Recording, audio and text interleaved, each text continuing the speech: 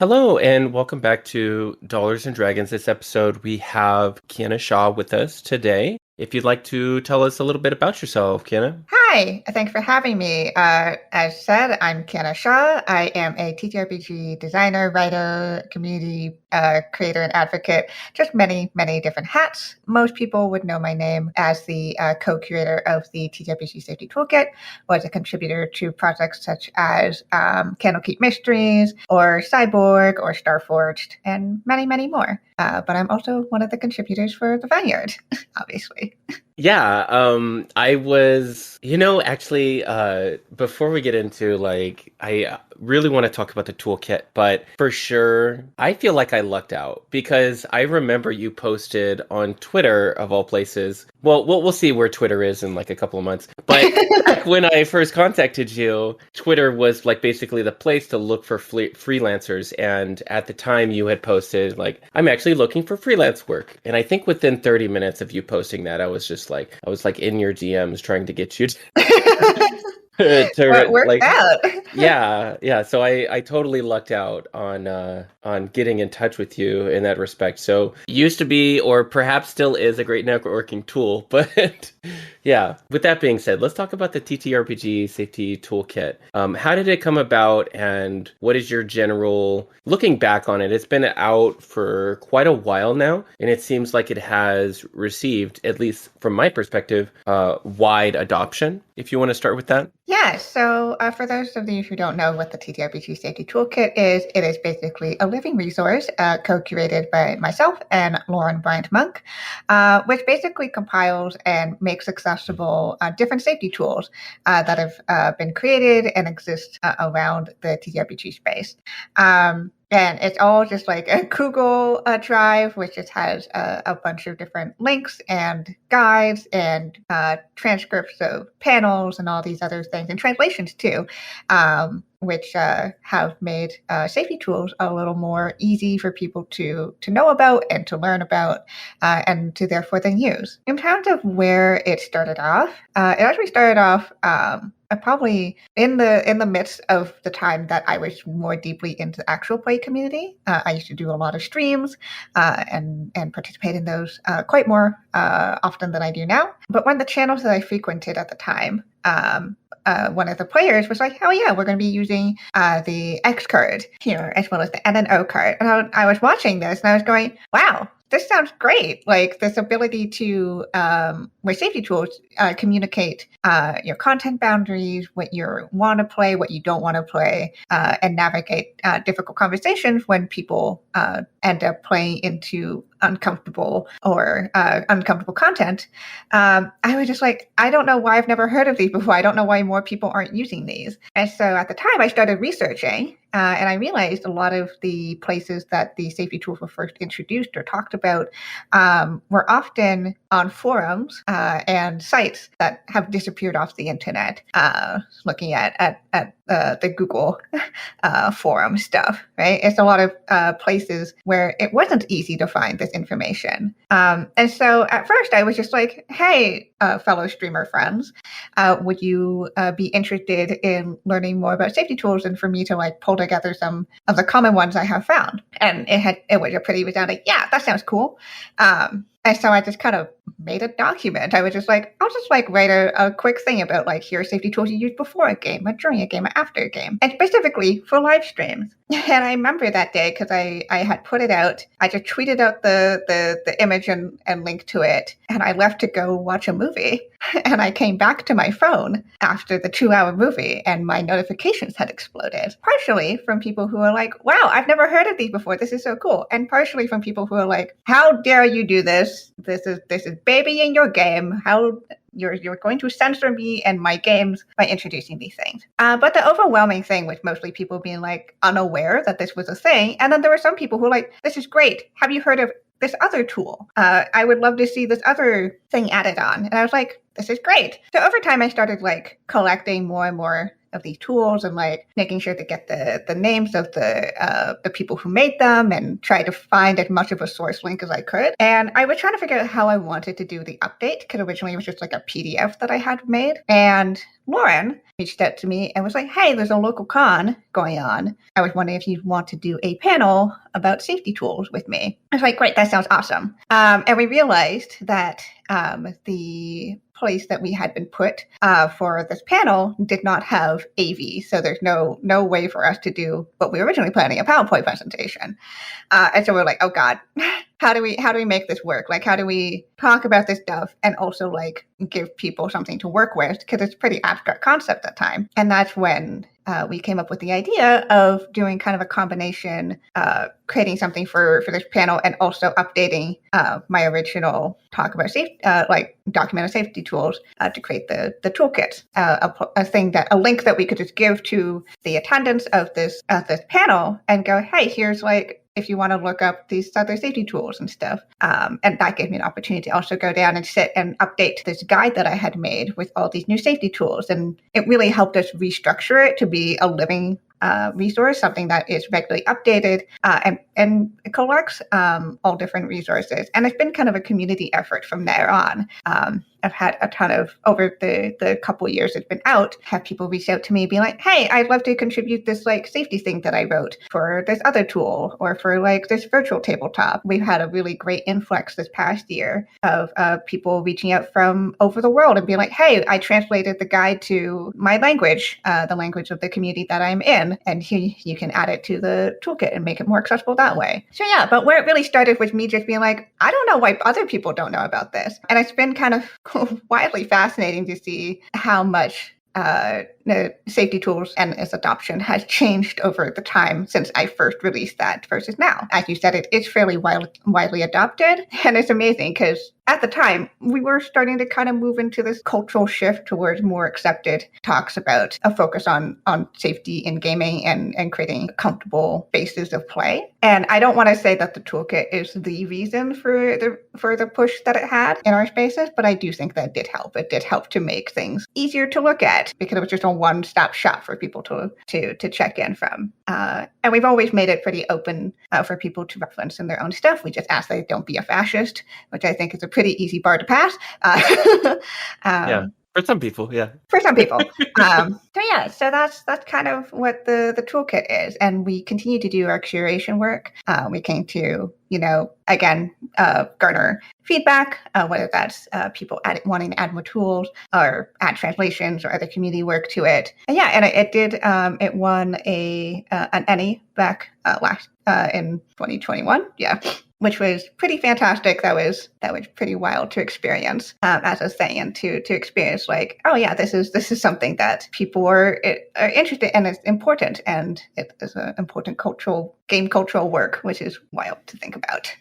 Yeah, I use Foundry VTT, but I also play on Roll20 sometimes, and I notice that they do have the visual aids and the actual integration with the virtual tabletops now, just like you were at the table and you make a physical X card or whatever card that you need or whatever tool that you need. The expression that you might be uncomfortable or you need something in order to facilitate safe play. I think it can be difficult, especially if you don't have the language to express or to emphasize like why you're uncomfortable, because a lot of the time when you're uncomfortable with something, or it's just based on intuition, it's just based on a feeling rather than something you can directly express with your words and articulate in a way that other people are going to understand. So I know that the common grognard response would be, just be adults and talk to each other. A lot of people don't either want to explain what their trauma is, or they don't feel like or they're not comfortable enough to do that with people that they're maybe playing with for the first time, or they've only been playing with for a certain amount of time. And I think that sort of perspective is harmful towards the growth of the hobby, because a lot of marginalized people do wear masks in order to get by in their daily life. And I mean, for instance, like my girlfriend didn't even show me her real hair until I'd been dating her for like 2 months. Like, and and we'd already hooked up several times. Like, so like marginalized people for sure, like they wear a lot of masks in order to protect themselves, because there are a lot of things that society and culturally we have done to make marginalized people's lives more difficult and more vulnerable in a lot of ways. So I think something like the Safety Toolkit is really incredible, and the tools that have been developed by the various people like Monty Cook and Ron Edwards, and I'm sorry if I butcher this, John Stavropoulos. Stavropoulos, yeah. Stavropoulos, Kira Magrin, and then Misty Vander, so on and so forth. But yeah, and it's interesting because like if I go through like this list, people, which I don't necessarily know anything about, but just by like looking at their last names, just like, oh, these people are from very different cultures. And it's like kind of a worldwide thing in a way, in that the people who probably needed this the most are the people who probably developed them, because the game itself, and I say the game like tabletop games, just broadly, Dungeons and Dragons, was not originally made for marginalized people. Yeah, and the culture of gaming has also functionally been built without the presence and perspective of marginalized people. Not to say that they weren't present in gaming. We know for sure that marginalized people have been playing tabletop games forever, but generally our culture has shifted towards a very white-centric, very cis normative centric, able-bodied. There's a lot of different ways that people don't think about, and yeah, when people talk about it like adults, it's like, well, this is a way of talking about it like adults. Just as you have systems for how you talk to each other and interact with each other in a game just via mechanics, or like table culture rules, you have a way of being able to talk about difficult things, because we're people who have feelings and needs, and we should care for each other. And sometimes that's hard to be vulnerable, and it's hard to understand how to handle that vulnerability with each other. Also, I'm correct. I'm incorrect. It was 2020 Eddie. So it's like, what year is it? I don't know what time exists anymore. Point still stands.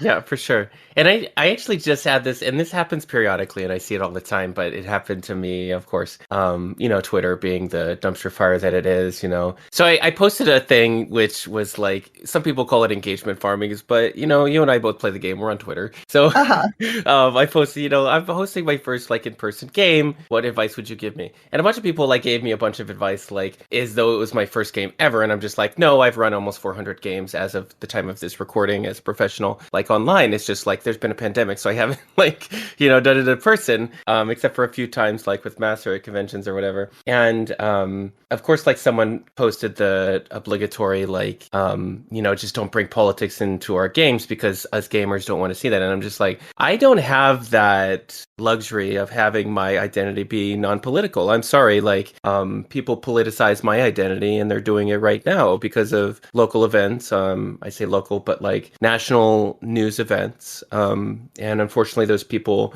who were murdered in Colorado pretty recently, and all of the laws that are being passed in America against queers in general, but trans people. There's more trans laws against trans people playing sports in America than there are trans people playing sports in America, which is astounding. The fact of the matter is, like, if you're a person of color or you're queer or anything like that, then you don't have that luxury to just like turn that off, because that's who you are. So coming to a common ground of being able to communicate, like, I'm uncomfortable with this and I'd rather not talk about it, I think it's the bare minimum. I think an X card is the bare minimum. The ability to adjust the game for the players. A lot of what I see is we have the culture of the story is sacred. This idea that what happens at the table, like whatever happens, it's somehow separated from you as a player. Like this is just the thing that is unfolding before us,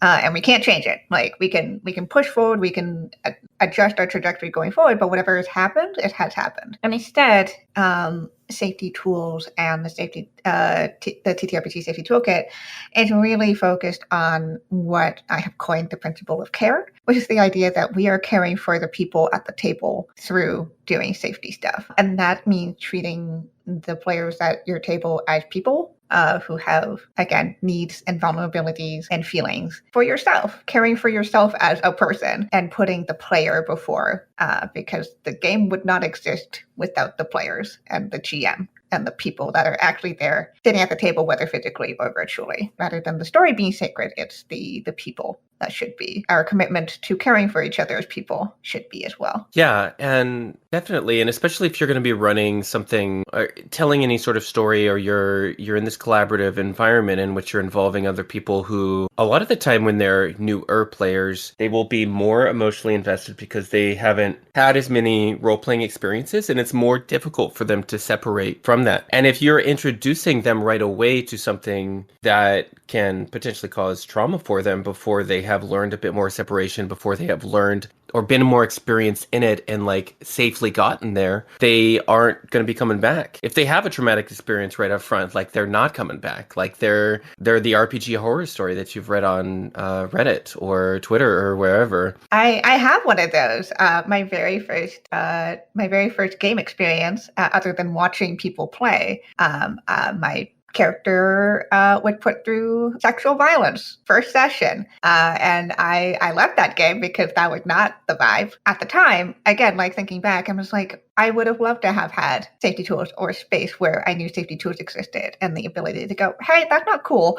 We can talk about my character having a nightmare without involving this trauma or this right. really uncomfortable material. But I did not have ability to advocate for myself, and especially as a newer player, especially as the only non-man there. I felt surprised, but yeah, I felt like I didn't have the ability to communicate that or to express that because I, at the time, felt like this was obviously this is the GM declares what the story is. Like I just have to go with it. I was very lucky that I had enough of a kind of support group and also like an internet space of other marginalized people making it that I felt like I could keep going, and I would not have made it to where I am right now if I did not have that. And so much of the safety toolkit for me personally is that people can start playing and continue to play and have fun with it and not get potentially turned off or, traumatized by something that should be fun. Yeah. And I hate to make this a trauma podcast, but I had a very similar experience in which even there was something so lines and veils for those that are unaware. So a line is content that won't be included. And you've sort of established that with your group. And then a veil is something that can occur, but you sort of like pull the curtain on it. You change the camera angle. So it occurs, but you don't go into graphic detail about it. And I had this experience when I was but a bit younger, in my 20s, and I had one of my characters where there was no consent gained before they were put into a situation of sexual violence. And that, even though it was veiled, it was so distressing for me to continue playing that character that it completely ruined the experience. And I didn't want to internalize that sort of experience because even the act of it, right? So the act by itself is obviously terrible, but then the aftermath of like going through playing a person that has experienced that's like not how I would have fun. Obviously at a board game or whatever, you know what I'm saying? Like we're trying to have fun, not be someone's plot point through your sexual violence trauma, which and the thing is like it can be fun to explore these things, but like you have to be able to know that people are good with it and also have people empowered to say yes or no in the moment as well. Blanket permission is not enough. The ability to navigate and talk about and adjust as things go on is important because as a person, you'll have different boundaries from year to year to month to day even. Lauren has this really great example where she was, she had this game that was really kind of emotionally intense, most of the time anyways, but she had a really bad day one day. And in the game, they came across a dog that seemed alone. And she was like, hey, I'm going to use a safety tool here and be like, I would like it if the dog was not sad. Like, we're not going to do a tragic dog story. Like, the dog is not like, my owner's dead and I'm being sad about it. Like, we just want, this is a happy dog and nothing's going to happen to the dog because she didn't want to have a sad dog that day because she was not feeling great. And by safety tools, you were able to kind of navigate that adjustments and changes because as people, we're not static. Games are not static, and so our ability to work through those things should not be static either. Yeah, I find that, especially in my experience with, so I only run it 5 times a week now because I just wrapped up my first Curse of Strahd game, but I run it 6 times a week, or I was running it 6 times a week, and I found that there was a very common lines for people. Harm to domestic animals was one of them. Nobody likes that. Nobody yeah. It's interesting seeing what has changed. I mean, harm to animals is one of them. There's actually one, again, talking about how things how change and aren't static. I have seen a drastic change in my friends' fails and lines for those of them who have become parents since we started harm playing. To children. Yeah, because at first you're like, yeah, that's fine. Like this, but as soon as you become a parent, it's totally different. Totally changes your perspective on those things.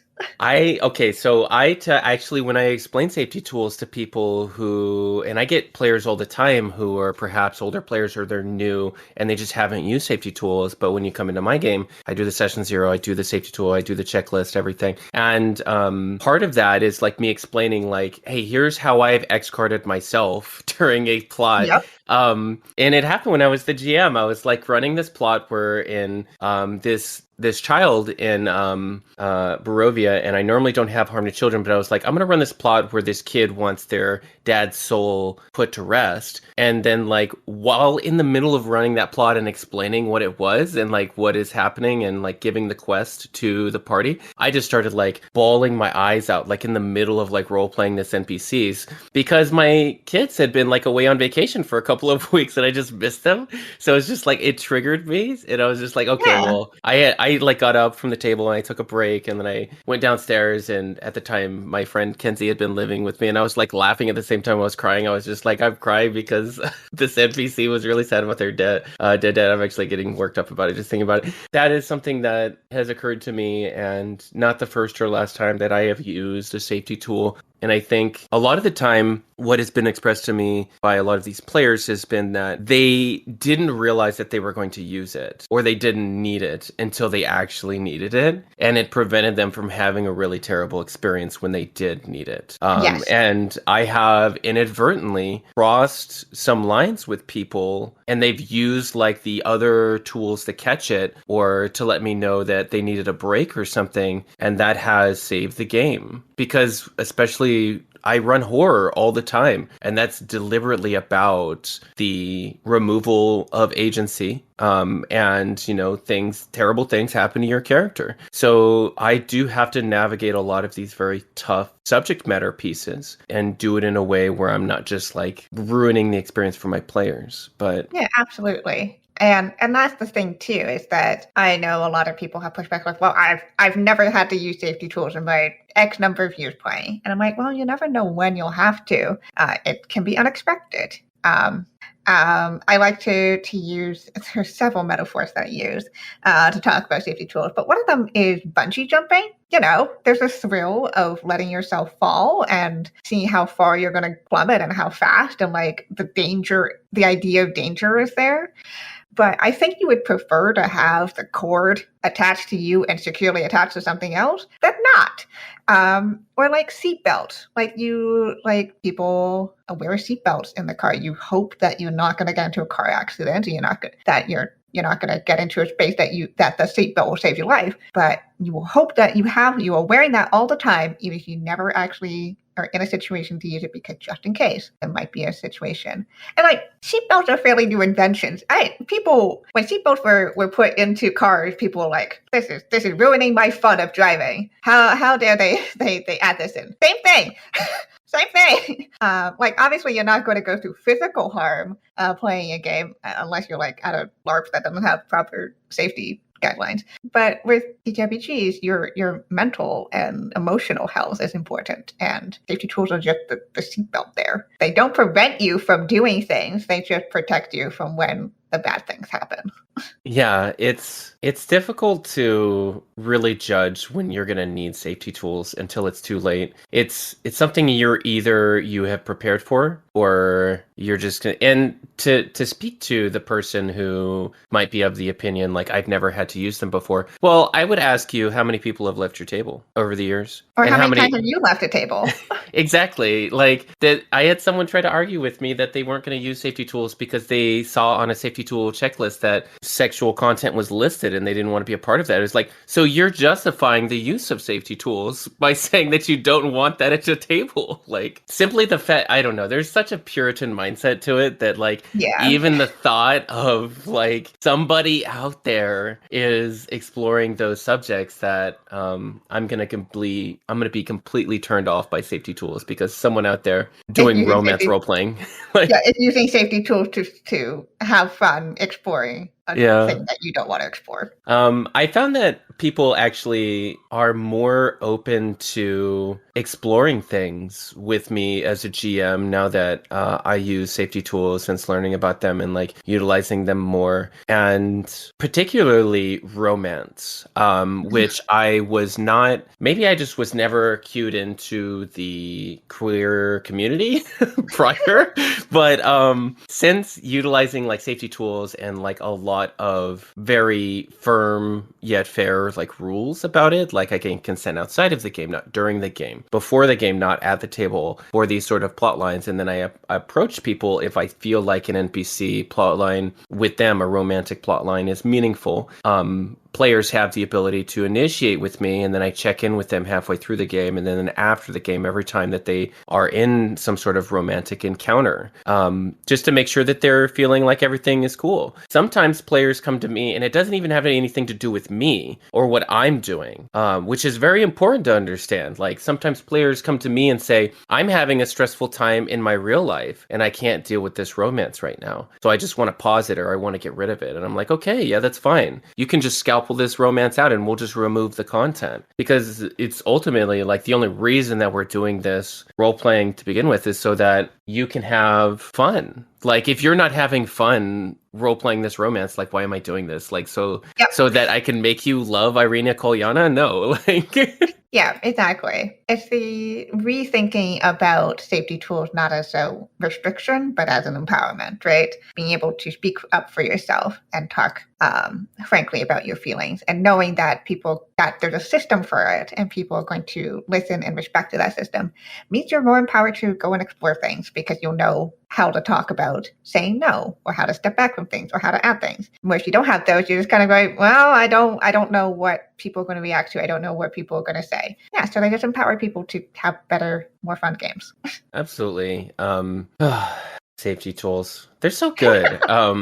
I love them. Let's talk about Candlekeep Mysteries. What was your experience like? Was it like, did it feel like a cold email? Or did it feel like, or was it a cold email? That's what I hear. Like I was talking to Michaela Ebel about their experience working as the co-writer of Icewind Dale. They were like, yeah, I almost didn't get the job because I didn't check my Twitter DMs. Like Chris Perkins just DM'd me and asked me if I wanted to write on something.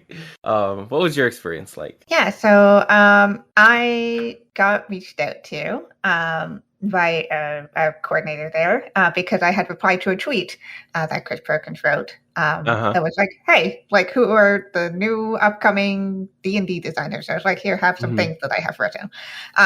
Yeah, so it was like 6 months later, I got like this DM being like, hey, are you interested in writing for us as a freelance contributor? I was like, sure. And yeah, it was an interesting experience. I had come in, I had done a few freelance things beforehand, a lot of self-published things. Mostly the big D&D project I had done at the time was a solo adventure book that I co-wrote with Jonathan Fry called To Hell and Back Again. So I had some experience, but it was definitely kind of jarring for me to come into it, working with Wizards of the Coast and stuff. I'm proud of what I wrote. I think it's a very fun adventure. I've heard people say that's very fun. And I think I've done some really cool, interesting things there. People have, it came out about the same time that WandaVision did, and they share very similar things in terms of like, this is a constructed place of like, that someone is created and manipulating. And the place that my adventure is called The Curious Tale of Wisteria Vale, WV. And so people like, was this intentional? I'm like, no, I wrote this adventure like a year before One Yeah. Division came out. Yeah, honestly, me reading through it, and I haven't run it yet, but I've read through it, and it's just this is initially like when I was considering like reaching out to you when I saw your post, I like made sure I read through it, and then it's so surreal. Yeah. And it has so much of that sort of surrealist role-playing appeal.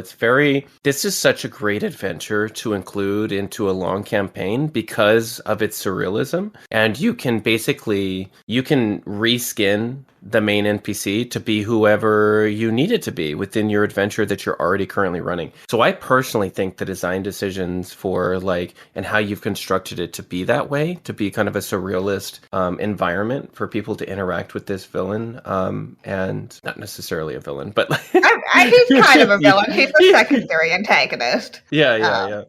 He's my hot boy. Yeah, it's done in such a way that it's very easy to port in, which I think, especially for a lot of these Candlekeep Mysteries, some more than others, but I think overall the book overall did a really good job of that, and I really liked your adventure. Thank you. Which is, I think, obvious in itself because I reached out to you to work with you. It's always nice to hear it, though. Us writers just thrive on positive feedback. Yeah. So much of our work is just thrown into the ether, and we hope someone likes it. So. Right. Yeah, for sure. Let's talk about Borg. So I personally had a little bit experience running Pirate Borg, which is a different derivative of Mark Borg. What's your experience? What was your experience like working on the Cyborg Asset Pack? When is that coming out? Is that already out? It is out now. It just came out a week ago. Okay. A week ago, I think. Yeah. So I got reached out to by Johan, who's one of the lead developers. He was like, "Hey, would you be interested in writing one of the locations for Cyborg?" And the locations, way that they've kind of developed them are really cool. It's basically they had a list of here's potential places, and all of it is rollable tables. So it's all okay, so you get to create what the rollable tables are for this place. And talk about, who's there, or what is it used for, or what cool things can the players find when they're in the space. So I had the whole list that they gave me of here are potential ones, and I'd had a really hard time choosing which one I wanted to write for. But I essentially settled on the spa retreat because I thought that was such an interesting thing. You don't usually think about spas in cyberpunk. And so I was really thinking about what cool body horror stuff, because it's Morkborg. So there's some weird magic and weird body horror transformation things. There's some weird, and Cyborg is really great cyberpunk in that it doesn't lean away from the kind of terribleness of living in a capitalistic dystopia. It really goes hard into how awful it is, in a fun, cool way. And so I got to really kind of make a really kind of messed up spa retreat, where in some ways you have some things that are kind of nice, kind of fun or interesting about it. One of the options for what is this place used for is a neutral ground between two different gangs. It exists exactly on its border, and so this is where you get fun little politics stuff of two factions that can kind of exist and not want to kill each other here, and provide some interesting opportunities for players. But I also have things like, what service does this place provide? And one of them is it helps rejuvenate people with the blood of the young and unwilling. Because what better way to describe how capitalism works than that?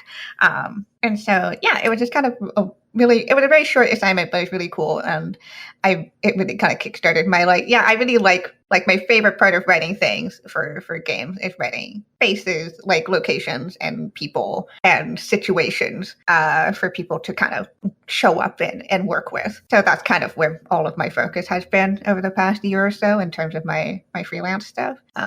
But it was a cool experience, and I have always kind of admired Morkborg. It's not really a game I would play, but it's a game I'm intrigued by its design, and by what they do with it. So it's kind of cool to be I got to kind of work with something here.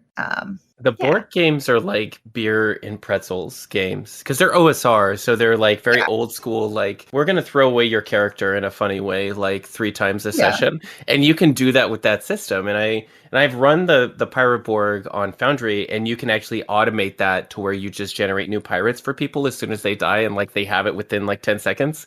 That's Um, great. yeah, so it's very helpful, especially with the VTT support that they've lent to it. And I find especially for board games, I'm mostly interested in because I'm with you. I don't like OSR style games as much, but the mini games are so fun to include. Like Hmm. the ship combat from Pirate Borg is so great. I'm actually integrated it into my Critical Role games that I'm going to be running, so that you'll have the Borg ship combat, which is way better than any D&D rulings on vehicle combat that I've seen. And it's actually fun as well. So yeah, I think those things you can still like appreciate them for what they are. And I think board games in general, they do such a great job. You can tell with the design decisions that they make, like they have a very clear vision, and everything from like the art to the writing to the design is like very representative of what that vision is. So I look at a lot of board games honestly as like, I don't want to like be too like woo woo, but like they do seem to me like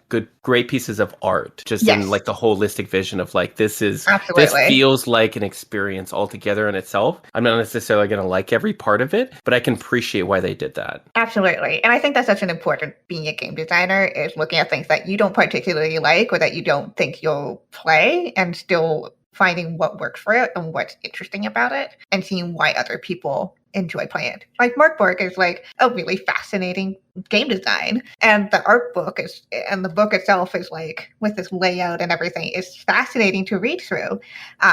Lends to an idea of what you said, like games as art, games as a holistic vision of not just the experience of play, but the experience of reading it, the experience of looking through it, which is so cool. I really love it. So yeah, it was a cool little thing that I got to do.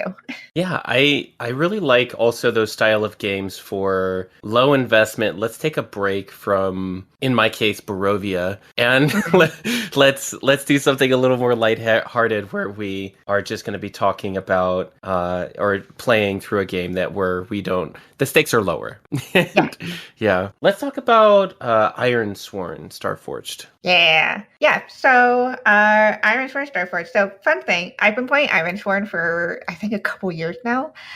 While to think about. I've been playing it on stream with my partners and friends, and it's been a great game. And I really appreciate Sean Tompkins' work. Starforged, for those who don't know, is kind of PBTA Forged in the Dark Foundation, but it's its own system. It kind of takes place in this, harsh, kind of pulling on Nordic roots in a way where your people travel the world fulfilling your vows, and you create new vows and connections with the places and people that you come across. So it's very fun, and it works really well and designed for solo play, GMless play, and GM'd play, which is great. I love that flexibility. So yeah, so basically, when Sean was developing Starforged, which is the Ironsworn but in space edition, he reached out to me and Lauren and was like, "Hey, I would love to have both of you come on and do safety work for it." And this is a cool kind of evolution from where we're at. Before, we were talking about the TTRPG Safety Toolkit and how, at the time, a lot of that culture was just learning about safety tools and how we've seen the adoption of it. And now we're seeing this really great shift in our game design spaces where we're thinking about how do we design our games to facilitate safe play. And so people have added, links to the TTRPG Safety Toolkit, or had put in like, hey, here are the safety tools that we generally like to use in our games. But we're also seeing this push for designers to create within the mechanics themselves, either bespoke safety tools, things that are created specifically for the design of the game and built into it, or just looking at the general structure of the game and making sure that that process of checking with each other and setting boundaries and having those difficult conversations is part of it. So Sean reached out to the two of us and was like, "Hey, can you make some custom safety stuff in here?" So it wasn't just like a little blurb about this is why safety is important, which has been some of my previous work. but also like how do we create a safety tool specifically made for Starforge, which was a really great experience. Sean's a great person to work with, but also too, it's a great way for me to have an example of how you can have built-in safety tools and how that works out really well in a space. So basically we did a lot of conversation and working through the mechanics of Starforge, and we settled on what we called session moves. So basically, in Starforge, you have moves. Those are your main things. Kind of similar to Power of the Apocalypse game, where like, when you want to do X, do this move, roll dice, figure out result.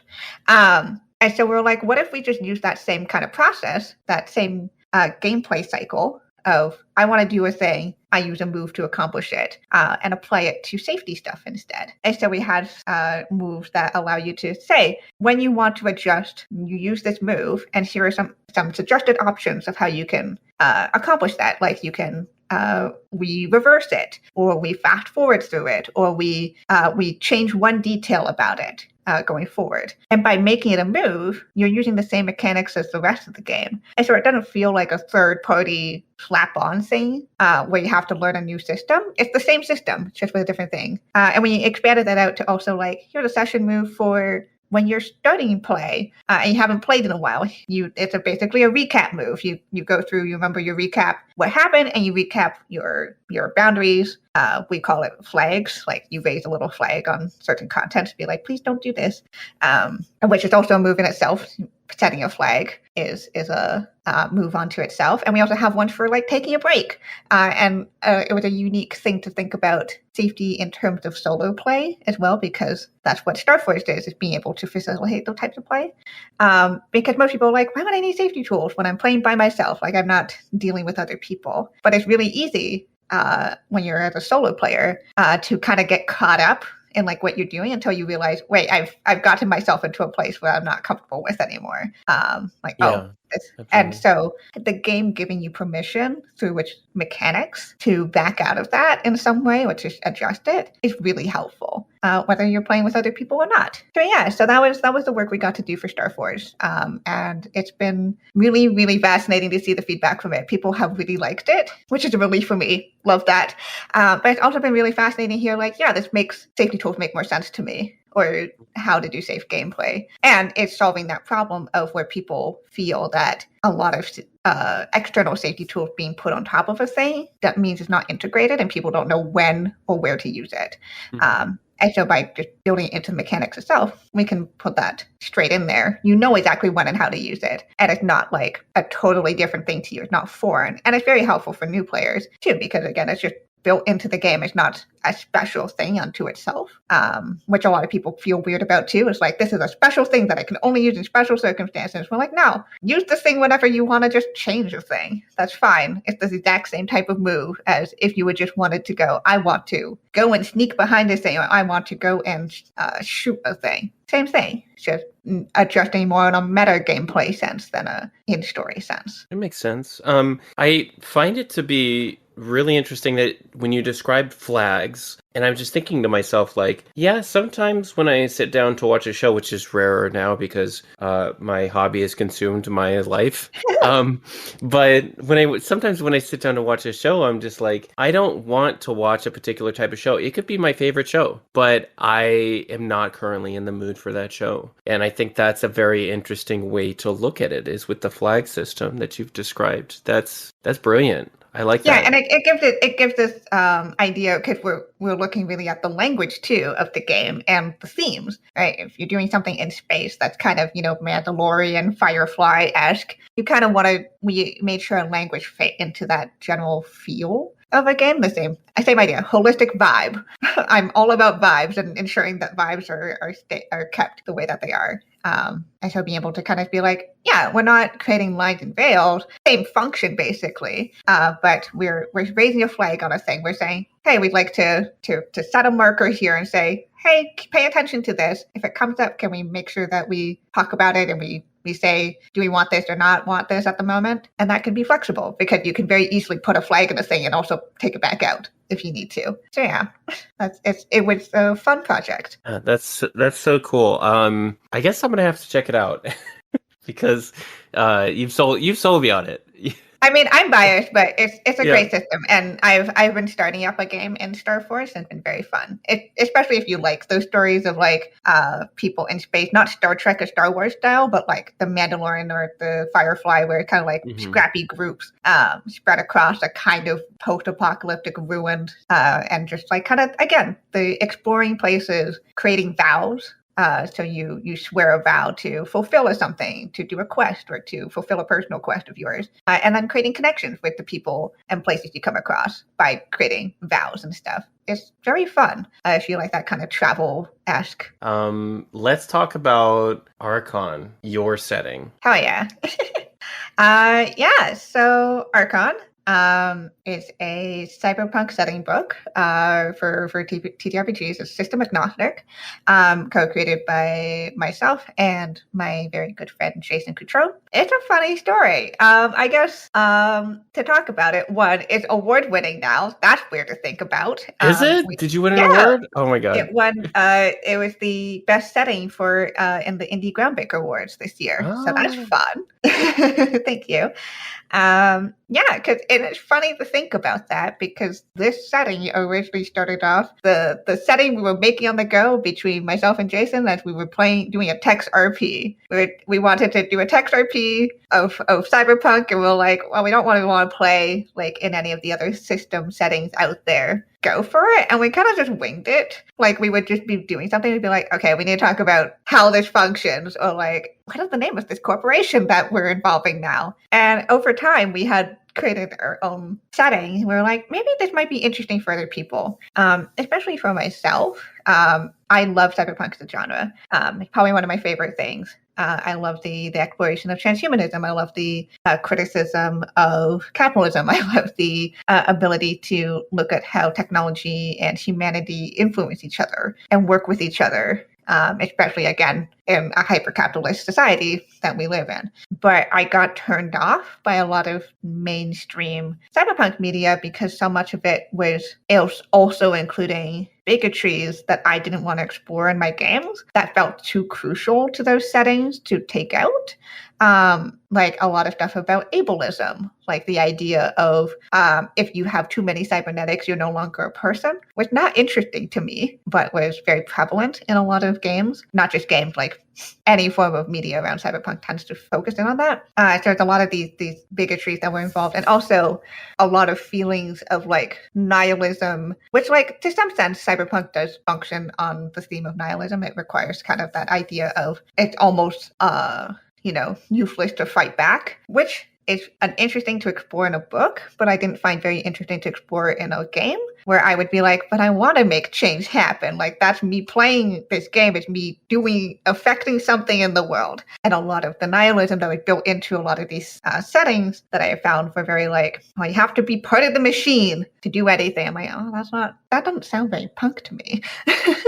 And we've seen this a lot too, where a lot of the more recent cyberpunk stuff has been, well, not even more recent, within the past 20 years has been a lot of like, here's the aesthetic of cyberpunk, but not really the core messaging about, again, criticism of capitalism, about the exploitation of bodies and technology in the world. And so Jason and I, when we were sitting down, we were looking at setting, we had published several games together at that point. And we're like, what if we just wrote this and put this out for the world to see? And so, we had developed these very specific principles of what cyberpunk meant for us and what the setting of Arcon was going to explore. So the idea, we very specifically say, like, corporations cannot be good. Simply cannot. They can do good things, but the existence of a corporation means that something's wrong. Which I think holds true, but is a very specific part of how we approached the rest of the setting. And so we created so many of these, and then we kind of did for several months. We created the history of Arcon, which is this kind of post-apocalyptic, isolated city, which functions on corporations running the government, basically. We have groups of people who come from in and out of the city, to try to affect change, and they all have different ideas of how to make change happen. For example, like the Druids are people who live outside of the city in the post like nuclear wasteland, and they come in and they feel like their way of making change happen is being from the outside and being able to uncover the history and secrets that lay out there and coming in and sharing that information inside, versus like the punkers who think that the only way or the main way of making change happen is by violence, because they see violence happening towards them, and so they revert that violence back towards corporate overlords. We also have a bunch of cool like locations in there. Like we thought really hard about the geography of the place and how different parts of the city would have different functions. We spent so much time thinking about how does a city that's basically unto itself work, and we developed so many systems of like, how does water work? How does food work? How do dead bodies work? Like what happens? And yeah, so we developed this out and we put it out on itch.io's like crowdfunding or itch funding. Mostly just so that we could be like, hey, we'd like to get like actual art in this that's not just stock photos. And we'd like to, get an editor. We edited this ourselves. We did not get anyone to help us. And it did really well. To our surprise, we were like, yeah, we'll make this goal like super long. Like we're not aiming to do this in 30 days. We're doing this in like several months. Like whenever people will do it, and it funded in like 7 hours. And we're like, oh, okay. Guess that's something we should do.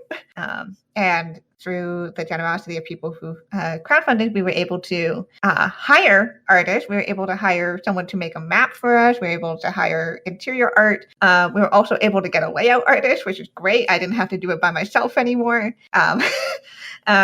And we were also able to hire writers. We were able to hire people to come in and add on to the city. So it wasn't just myself and Jason. Our vision of the city was also the ability to have more factions and people and interesting things that can be added to this world and made even more alive. And we were very careful to be like, we're going to pick people from different marginalized backgrounds and make sure that we have that variety and diversity in voice and perspective, especially myself. I wouldn't have gotten where I was without people taking a chance on me as a new and upcoming designer, and so I wanted to pass on the favor, and I was able to do that, which was and then we were able to make a publishing deal with Metal Weave Games and get it published in print, which is great. That's cool. So yeah, it was kind of our first like really big project that we were able to do, and I'm still very proud of Arcon. I think it does really well for what we were going for, which was to take a new look at cyberpunk and make it for the modern century and what our concerns are now. For example, we have a banking like corporation that functions on crypto, and we very specifically go, hey, crypto's bad. Like we frame it all in this. We make sure that everything's framed in a specific way according to our principles of design, which are stated pretty close up front. That's Arcon in a not very short blurb. No, that's perfectly fine. That's exactly what I wanted to hear, all of that. So I think that perhaps, when did you start working on this? I have to ask. Oh boy. I'm going to go look up when I did that, because I think it was, when did we start writing this?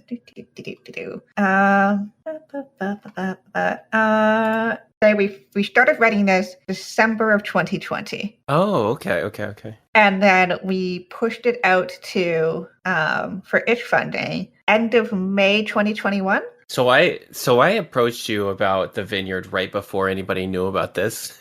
Basically. Yeah. Okay. Would you like to write in a Victorian corporate setting?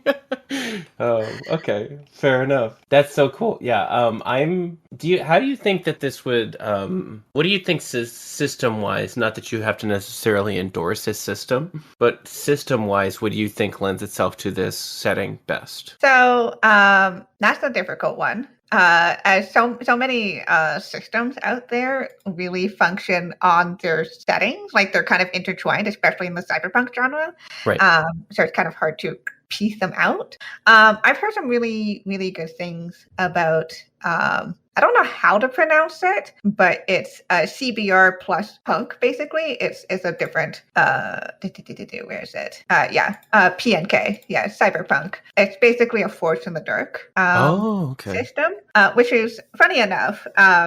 Jason and I, as part of the crowdfunding, we set a stretch goal, like a really far out stretch goal that we thought we wouldn't hit. Of like, we'll make a system for this, and we did hit it. So he and I are working on that right now. We're working on the Arcon system, which is, kind of meant to go with the setting, but we're also hoping people can kind of for their own stuff as well. So that's been fun. It's kind of slow going. We got a little Arconed out because we had wrote it so intensely for like 4 months. Right. That when it got published out, and we then coordinated more work after that, like throughout the end of 2021 into 2022, coordinating all the other writers and the artists and the print edition. And we're just like, we need a break. We just need to not think about this project for like a while. So yeah, but we're slowly working on development, and we're going to be taking some stuff from Blades in the Dark. We're going to be taking some stuff from Urban Shadows. We're going to be taking some stuff from a bunch of other systems that we enjoy and kind of pulling them together. But that's in the development. That's working. So okay then. Well, the perfect question then. As far as do you have any idea on how long you're going to be, or just like you're at this point you don't have a projection on when you're going to finish that? At this point, we're still kind of keeping it open. I think it's important for us to be able to have the room to play test it and have the room to adjust it over time, especially since most of the games we have created before have been very small things, like a lot of like solo journaling stuff or a lot of like short one session things. And we're taking, this is going to be a multiplayer, likely GM'd type of situation with dice and that we normally don't work with. We're going to be tinkering at it for a while. We're like maybe 2024, but who knows? Right. Who knows with the world of ours that we live in? Yeah, no kidding. I totally get you on the burnout side as well. As far as like just being, I think some weeks now I built into my writing schedule.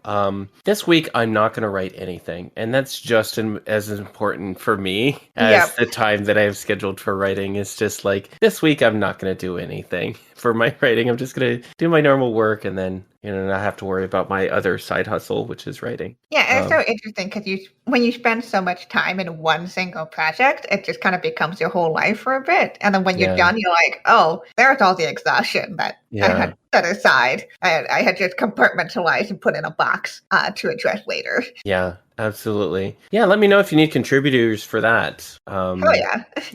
Talk about that later. We're thinking about, obviously, I think the capital that we got from the crowdfunding is enough for us to kind of pay ourselves for writing, but we are definitely considering doing another run just to have that privilege to be able to hire people to be part of it, because I think it's a great thing, but we really believe in paying I think both of us believe in paying your contributors well and equitably. That's a big part of our stuff. Are we going to pivot to that? Because I could talk about that all day. We could pivot to if we wanted to, but okay, so to be mindful of your time, because we've already been talking for so long. For me, like lowest paying job I've ever had was 5 cents a word, which obviously, like when you don't have a huge portfolio, it's difficult to sort of demand higher rates. But at the same time, like it becomes like a catch-22, right? How do you get into writing if you can't justify the amount of time that you're spending writing because you're not being paid a living wage, right? Exactly. And again, I would not be here if it wasn't for people taking a chance on me. My first writing gig was 10 cents a word. It was great.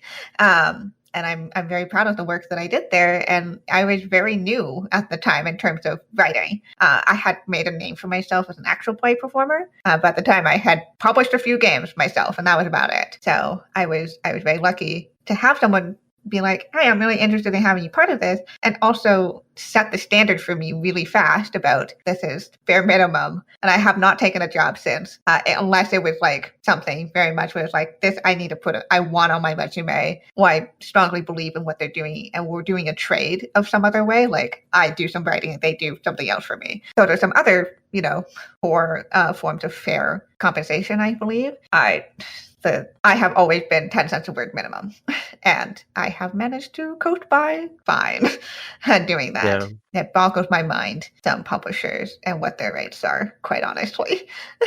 Yeah, I mean, I have this discussion with a lot of contributors, in that a lot of them will just, because the big studios have so much name clout, and the byline is very important for an author to pad their portfolio in order to get the gigs that they want that will pay better, they will take lower paying jobs, and they'll be taken advantage of a little bit in order to just get the byline on whatever it is that they were contributing in order to provide themselves with more opportunities. So I think it becomes, though, kind of a dangerous game, though, because when you're full of a market of amateur writers trying to make it, who will always do it for less than someone who's trying to do this full time, then you're never going to be paid a living wage, and that's currently where we're at. Yeah, it's a really unfortunate cycle. But yeah, I was lucky to have someone who set that standard for me, and also at the time there was the document floating around of the QGPOC like payment standards for queer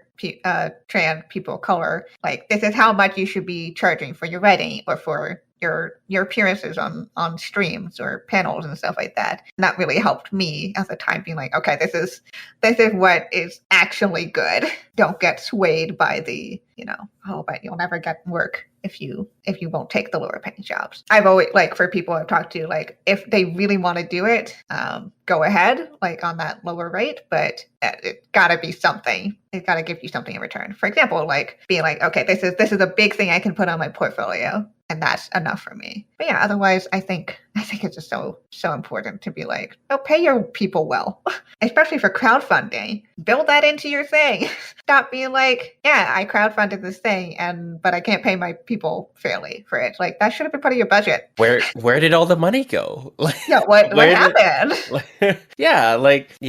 That always blows my mind too. It's like I look at your Kickstarter and like, okay, so you raised 50, 100, 200, $300,000. You're telling me that you could not have raised another $5,000 to pay people? Like, yeah. It's silly. And, why was not part of your planning? Yeah. Like, it's just as important as paying for your print, or paying for your print product, or paying for the art, paying the people to write things. Just as important there. When are we unionizing, Kienna? Like, I mean, I'm all for it. Maybe at some point. But yeah, I think there's some small publishers who are really setting the example because they can, and more power to them. Matt Colville comes to mind, and that's where I initially was cued into the 25 cents a word rate that they are doing, because they were just more interested in attracting the right people. Who would set aside time to contribute and like write really cool stuff. And that's sort of their model. Of course, Matt has that huge platform along with James, and the skills that they have to be able to gather those particular people.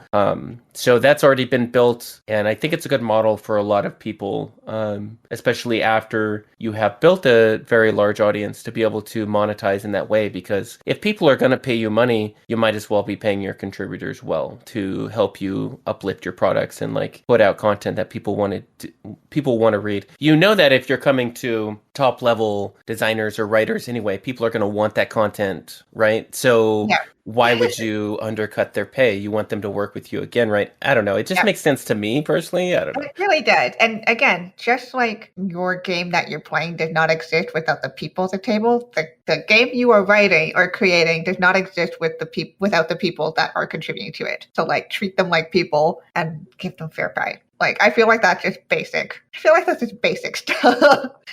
Yeah. But like, again, a lot of this is just cultural shift that we're still kind of working through. We're in that awkward growth phase, but like, for me, I'm a people person. Like I'm a people first person. So I'm just like, this feels like it should be a given. It feels like a given that we should be thinking about this stuff. I guess not for some people, but I think the barrier for a lot of people is that when you're an indie creator, and I'd like your perspective on this as well. If you're an indie creator, you haven't learned marketing, you haven't learned sales. So a lot of people like, oh, I don't know how to make more money doing this, so this is my very limited budget. So instead of taking the time to learn sales, marketing, or getting the right connections, or finding a way to make more money, they will just settle for the lesser budget and they will just accept it. and that's I think is I can understand it. I understand that thinking is a scarcity thinking, right? It's a scarcity thinking that comes from capitalism. But I think so much of what we need to talk about is let's look at the alternatives, right? For example, alternative of going, hey, I would really like you to write something for my project. I can't pay you that much, but I offer my editing for this other project you're working on. And that's what we can do. We can do a trade of services. Great. Awesome. Or just, any other of these other options out there. Again, people focused, community focused options, which is not just, well, I can't pay you that much. So too bad. Right. Let's shift to talking about the Vineyard and your contribution, which I'm so excited about. And I have waited this exact moment to show you something that I think, and our audience will not have this available to them because we don't shoot video, but they just get to hear your reaction, I suppose. I'm going to show you the first draft of The Confessor from Yorsi. So let me pull that up real quick. All right, here you are. I'm going to DM it to you. Great. And let's start talking about The Confessor. Oh, hell yeah. Love that. Yeah, so I am a contributing writer for The Vineyard. Specifically, I have written the Whisperborn, which is our new lineage that we have created for this, which then also involves the magic of secrets, which is a whole nother fun mechanical thing to work with. But I have also created one of the lieutenants, and specifically Confessor Estilias, who is a Whisperborn, and I'm so hyped about this art preview. Yorsi's work is just very chef's kiss, and good. I have to live in myself like a kid in a candy store because I want to just throw the $15,000 at Yorsi right now instead of afterward, but I can't afford to do that right now. So I'm like limited on the amount of pieces that he can do before we go to crowdfunding because we're only getting enough art to go to the thing. But can you talk about what is a Whisperborn? Yes, so Whisperborn are people made out of secrets, quite literally. So in the world of the Vineyard, we have the goddess, the Wandering Mother. She is the deity of secrets, the night, and penance and truth. And so the Whisperborn are her people. Basically, we have this whole origin story where someone, had committed a great crime and was trying to find penance, and the Wandering Mother came to them. I was like, just lay all your burdens on me, confess everything to me, and I will carry this with you. And so that was the kind of founding of the group of worshippers around the Wandering Mother. And part of that worship is the sacred bonfire, which is the same fire that person did that first confessional through. And through that sacred fire and through the magic of the Wandering Mother, basically people can offer up secrets to her in exchange for different things. So mostly this idea of being able to be relieved of the secrets that you hold on to. And she will take those secrets and bring them to life as a person. So Whisperborns are the people that are formed out of these.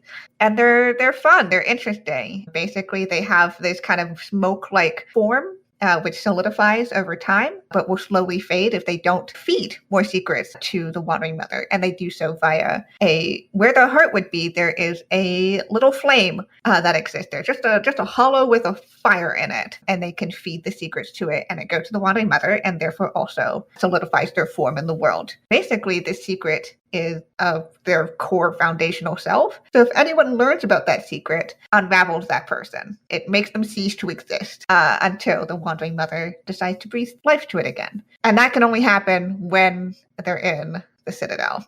So that's fun. So basically Friday gave me this really great, here are kind of the people that I was thinking about. Can you go off of this? I was like, yes, please give me the weird people made out of secrets. Just give me the weirdos. Let me make them even more weird. And it worked. So basically, they have this very inherent connection to the Wandering Mother. They also have this very inherent connection to secrets as magic, which is a kind of a core theme in the Vineyard as well, that secrets have and knowledge has power. And these are just people that kind of are manifestations of that specific idea. Yeah, so that was super fun to make. And then from there, I also made the Clerical Order of the Wandering Mother, which is specifically the religious order that has come around to worship the Wandering Mother. The Whisperborn and the Clerical Order have overlaps, but are not the same groups necessarily. You can have a Whisperborn who's not a worshipper of the Wandering Mother and just kind of have to like feed secrets as just like a necessity, the same way that you have to eat food as a necessity. And there are some people who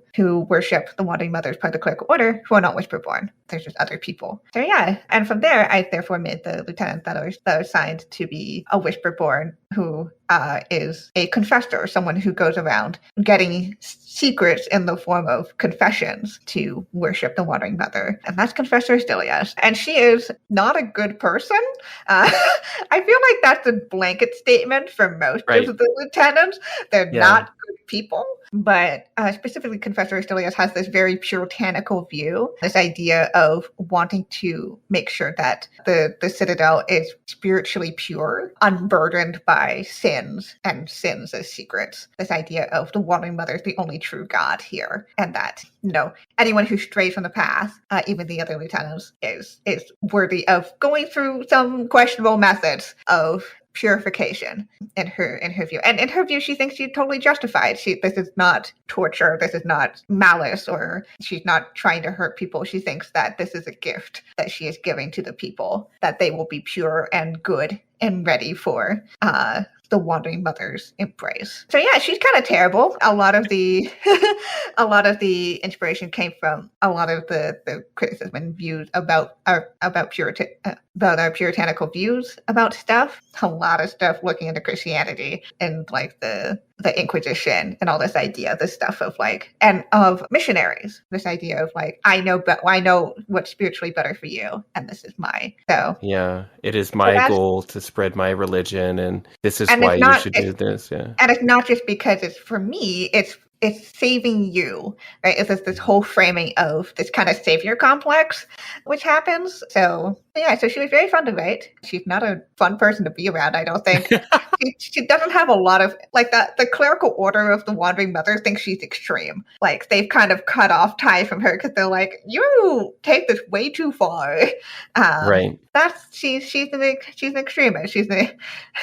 I think there's something level. Yeah, I think there's something very compelling though about a modus operandi from a villain NPC that you can run as a GM that says, let me save you from your secret. And because if people find out your secret, it's going to cause a lot of harm to you. And having an NPC like that who you can have this sort of shadow relationship with, I think is very interesting from a storytelling device. Yeah, and it's also interesting because her whole thing is kind of couched in this softness and this like idea of like good, right? She very much takes this like, oh, I'm here to talk to you, and like, you seem so worried about this thing, you can share it with me. It's the same. It's kind of manipulating the origin myth, this idea of like, hey, and in some ways, what is true, if you talk to someone about something, it usually helps your burden with dealing with it. But Confessor Stilias, in her mind, has ended up warping this to a total extreme, where she's like, okay, well, if this is the case, then therefore everyone should share things. No one should have a secret, except Whisperborn, who have the exemption of the secret that forms their self. So she's like, yeah, that makes sense. I am also the same. But otherwise, it's this idea of like, no one's allowed to have privacy in their own truth, basically, which is kind of messed up when you take it that far.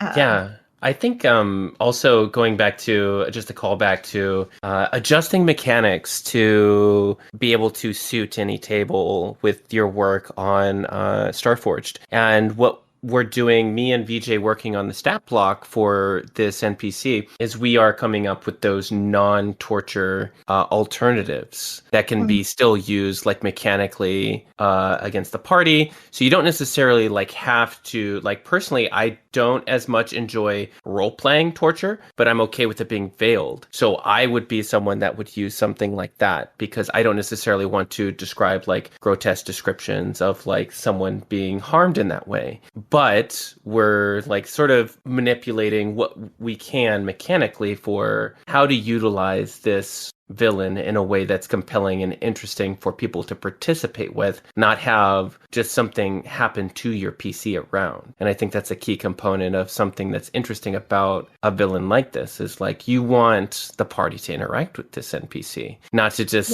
show up once and have one monologue and then you fight them. No, she is very much someone who's always present, and someone, again, she's kind of manipulating, even if she doesn't think she is, she's manipulating people.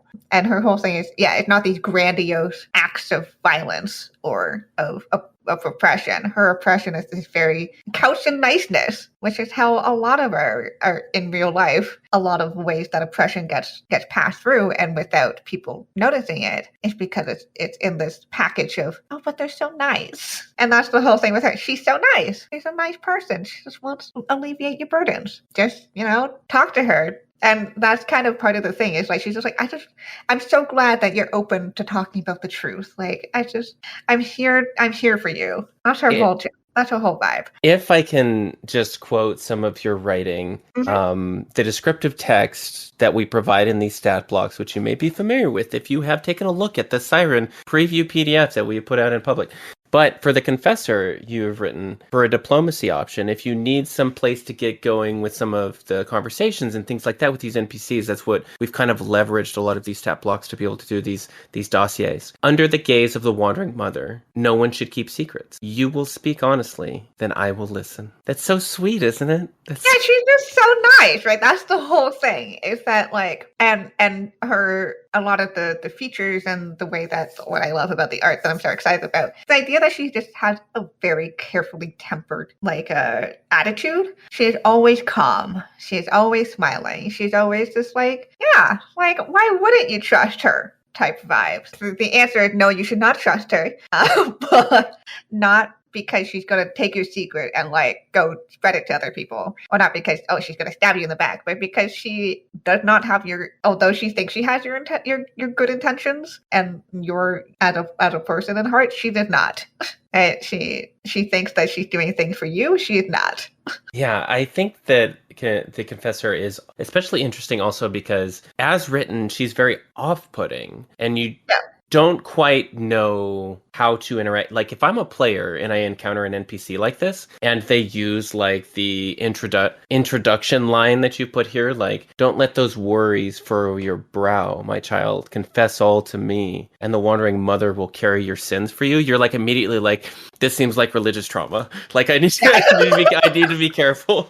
I think the most flattering thing you have said many kind things about my work.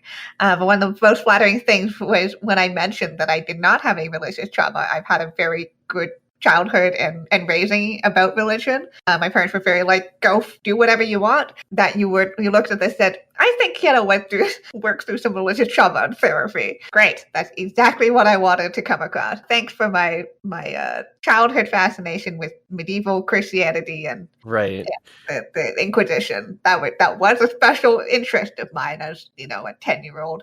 No, I can tell you did some reading. You did some reading. I was raised Baptist, so I'm not religious any longer, but I was raised Baptist. So like, I was like, ooh, this seems like we have some things to talk about. It's like, I'm there for you. Okay. So, and also I wanted to open the floor to you as we're wrapping up to talk about anything that you have coming on the horizon, anything that we are going to link down in the show notes, which we will, of course, be linking your cyberpunk setting, Arcon, and some of the other work that you've done. Did you have anything on top of mind that you wanted to tell us about? Yeah, so when does this episode come out? Because that will It'll be determine. in January. Perfect. Okay.